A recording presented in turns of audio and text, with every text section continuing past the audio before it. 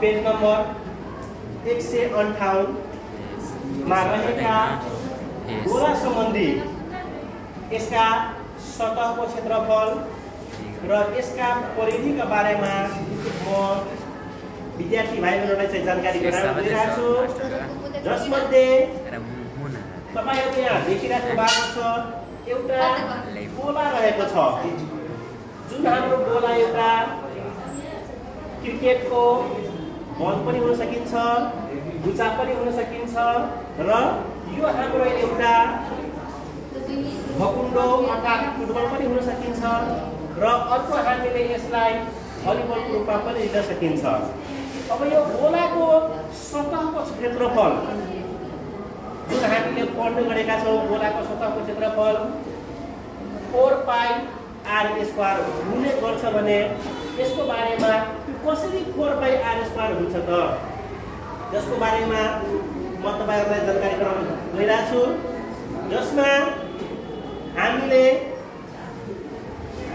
त्यही बराबर अर्ध व्यास भएको 4वटा तपाईले देखिराख्नु भएको छ यस भिडियोमा 4वटा त्यही बराबर अर्ध व्यास भएको वृत्त बनाइएको छ र हामी सबै विद्यार्थी भाइहरुलाई थाहा छ कि वृत्तको क्षेत्रफल πr² हुँदो रहेको छ, जसमा हामीले 4वटा त्यही बराबर अर्ध व्यास भएको वृत्त बनाइएको छ र यी 4वटै अर्ध व्यास भएका बराबर अर्ध व्यास भएका वृत्तहरूलाई हामीले एउटा पुरै सतह ढाकिने गरी यो गोला बनाउँदाखेरि यसको हामीलाई सतह पुरै ढाकिन्छ र यसरी हामीले प्रत्येक गोलाको अर्थात् वृत्ताकार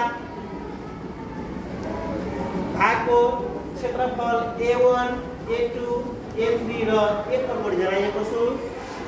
यसमा पहिलो गोलाको अर्थात् वृत्तको क्षेत्रफल A1 बराबर πr², अर्को A2 बराबर πr², A3 बराबर πr², A4 बराबर πr², किनभने यी सबै वृत्तका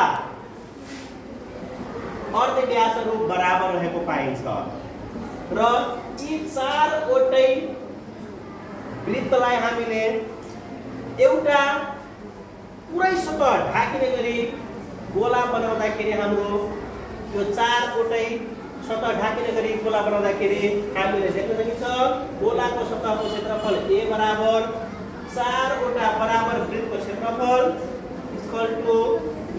πr² पहिलो वृत्तको, πr² दोस्रो वृत्तको, πr² तेस्रो वृत्तको र πr² चौथो वृत्तको।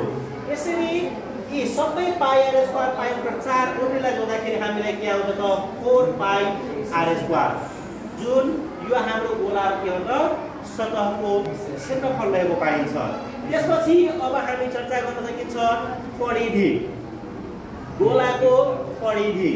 परिधि भन्ने बित्तिकै यो गोलाको परिधि भन्ने बित्तिकै यसको पुरै घेराको लम्बाइलाई के बुझ्ने त यसको परिधि भनेर बुझ्न सकिन्छ हामीले। यो पुरै घेराको लम्बाइलाई हामीले गोला के बुझ्न सकिन्छ परिधि भन्न सकिन्छ, जसमा हामीलाई थाहा छ यो यसको अर्ध व्यास हामीले के लिन सकिन्छ त r लिएका छौं, जसले गर्दा यो गोलाको परिधि c हामीसँग 2πr हुन्छ भनेर हामी देखाउन सकिन्छ। त्यसै क्रममा अब हामी आउँछौं अर्धगोलाको सतहको क्षेत्रफल र वक्र सतहको क्षेत्रफल।